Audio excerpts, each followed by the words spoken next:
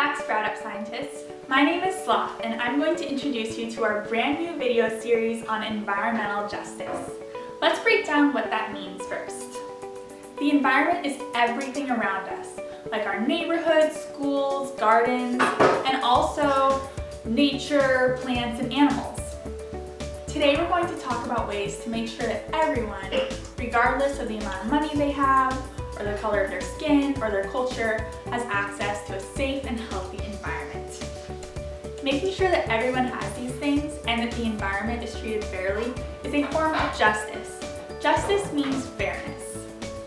Just like it might feel unfair if another class at your school got a pizza party and your class didn't, it would feel really unfair if you found out that you lived near a big smelly landfill. And guess what? That actually happened. And it launched the environmental justice movement, which we're going to learn about today. So I'm going to pass it on to Sunflower, who's going to tell us about the history of Warren County, North Carolina. Hey, it's Sunflower here. And now that we've received that awesome introduction, and now that we know what the environment is and what justice is, well, now we can put them together and talk about what environmental justice is. So environmental justice is just simply making sure that everyone can live the healthiest life possible and that they can be actively involved in that process, regardless of the color of their skin, how much money they make, or where they live. And the idea of environmental justice came about almost 40 years ago in 1982 in Warren County, North Carolina. So the residents of Warren County, North Carolina, found out that the state government was going to put toxic chemicals in a nearby landfill. And a landfill is just a place where a community puts all of their trash so that it can break down over time.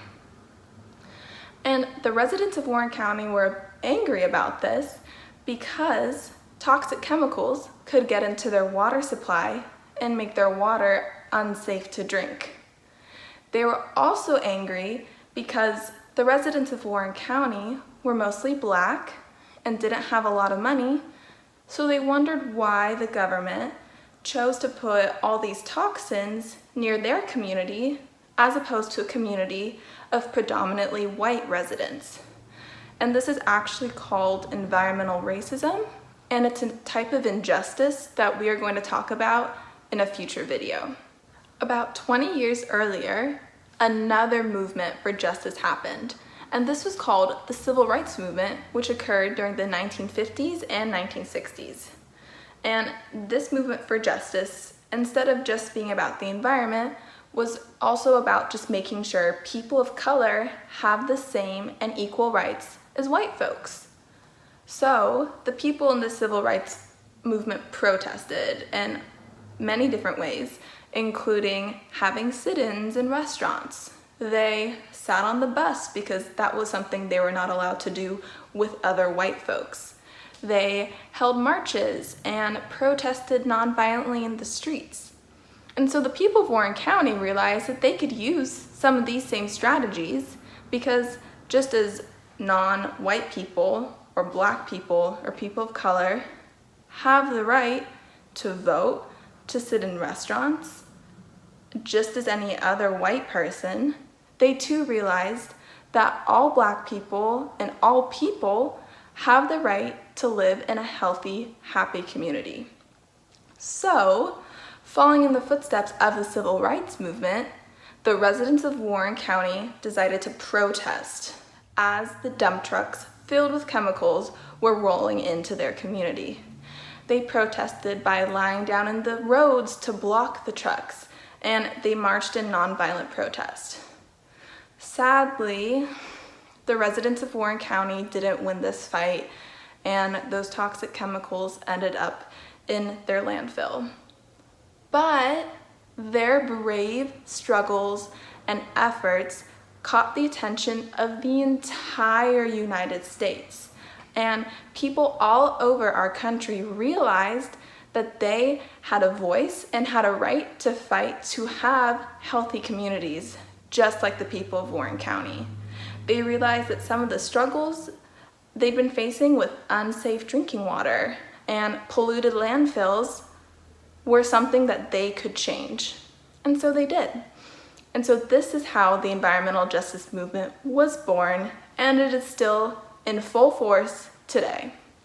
So now that we've learned about the environmental justice movement and its history, let us now head over to Moon Jelly to hear about the incredible story of the Harlem Bus Depot. So although the people of Warren County didn't get the results they wanted, their actions inspired many people to try to make their communities healthier too. One successful example is the Mother Clara Hale Bus Depot in the mostly black neighborhood of Central Harlem in New York City. A bus depot is a place where many city buses are stored.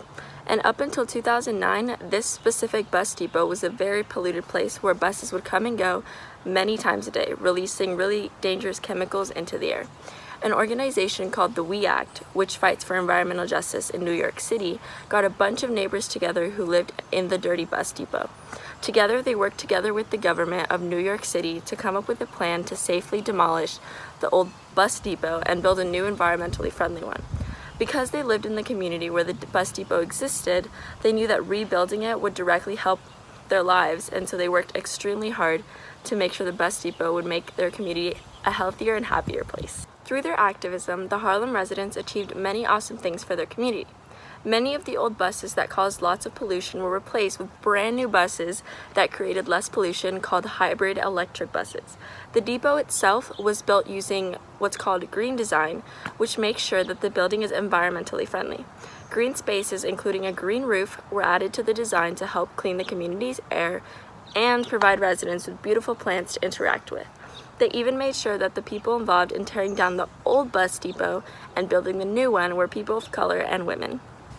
Through their hard work, We Act and the residents of Harlem achieved so many awesome things for their community.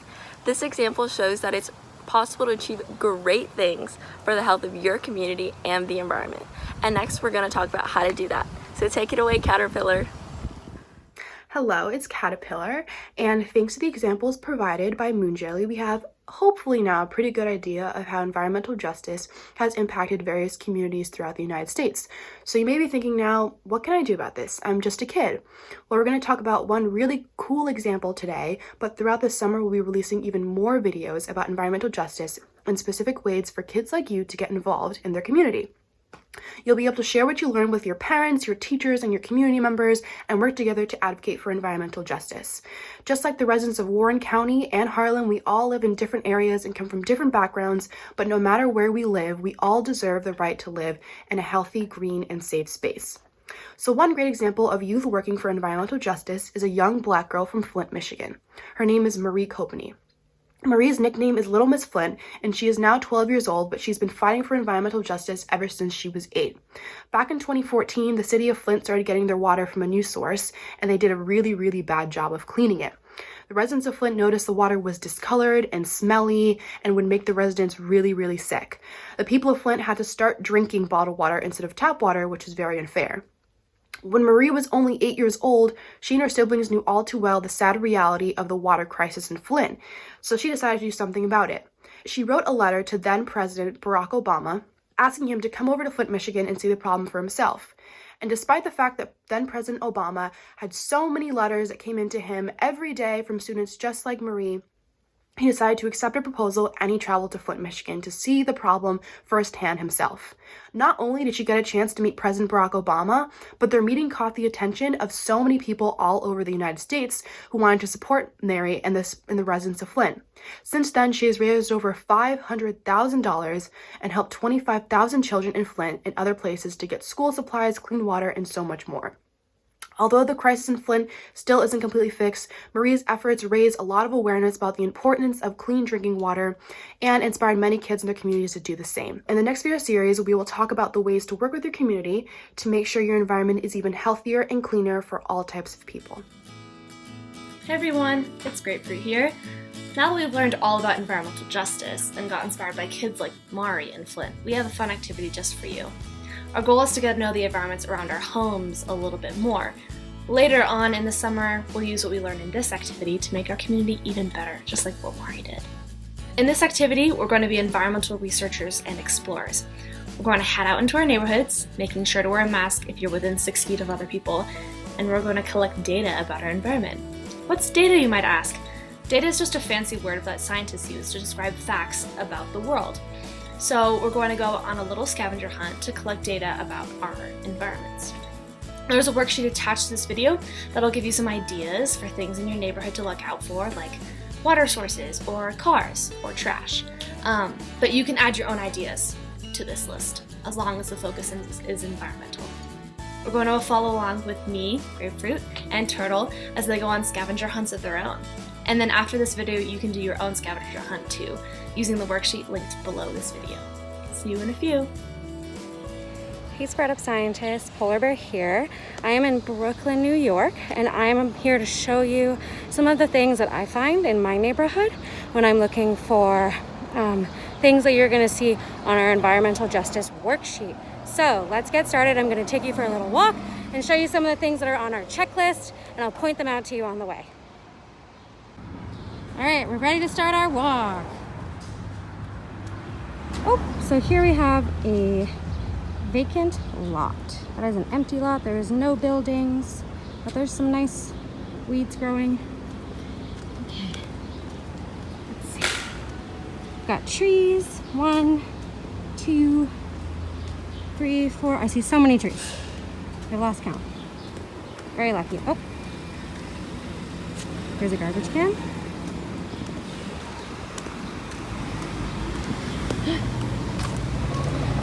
I see some litter, which is okay because we're in Brooklyn and there's lots of litter in New York City. But we could also put it in the garbage can.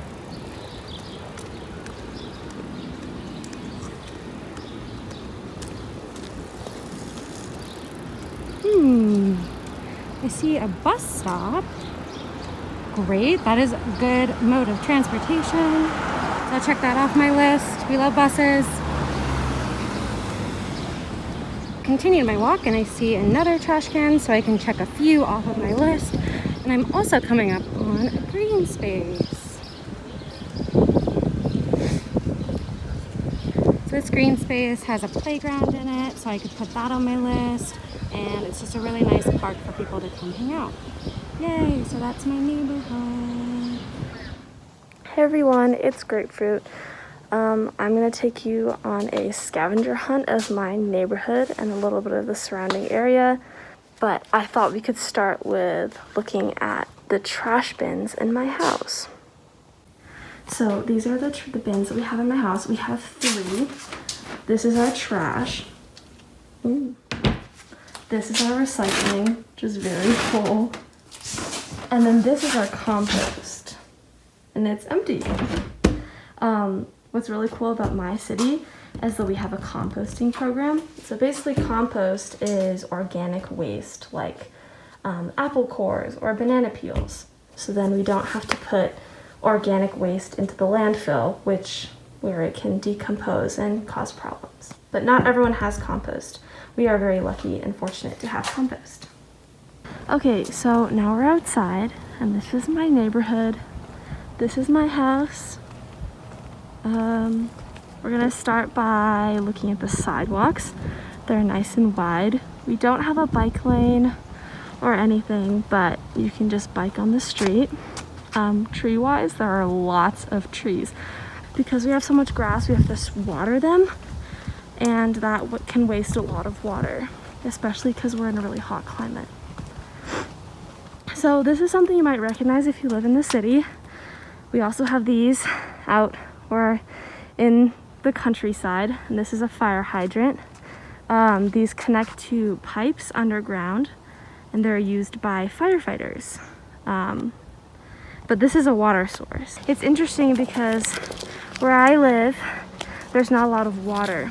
So we have to water the trees ourselves. If we weren't here to water the trees, then there probably wouldn't be any trees. So I find that interesting. But this is the little park. It has a little bench. It's a nice big field. So I think probably one of the downsides of living in such a rural area, and rural basically means the countryside, like not a city, not a town. But because I live in the countryside, everything is really spaced out, so I have to have a car. Or I use public transportation, and you can see that I'm walking up to a bus stop right now. But the problem with the bus system here is that they don't come very often and they're not super reliable.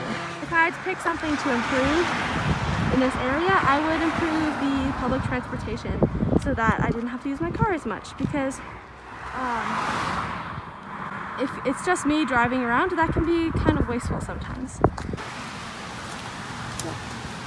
And this is a little drainage ditch. So we have a couple of these. And this is water straight from the mountains. All right, guys, well, thanks for watching. There'll be a scavenger hunt linked below, and you can do your own scavenger hunt. And you can tally water sources and trees and sidewalks, and you can count bike lanes, and I will see you later. It's me again. No matter where you live, whether it's in a city or in the country, you can always make your community even healthier. Make sure you hold on to the data you collected in your environmental scavenger hunt, because we're going to use it in a fight for environmental justice in our communities together as Sprout Up scientists. Between now and the next video, try to think about a couple of things in your environment that you wish were maybe different. For example, maybe you wish there were more trees, or a community garden, or a closer bus stop, or even a playground nearby that you can play in. Collecting data like this is the first step in advocacy, which just means making a difference in your community. Also, for the grown-ups watching, you can head to sproutup.org/resources to find some more resources to use when talking to your kids about environmental justice and just exactly what that means. We'll see you soon, and until then, have fun researching.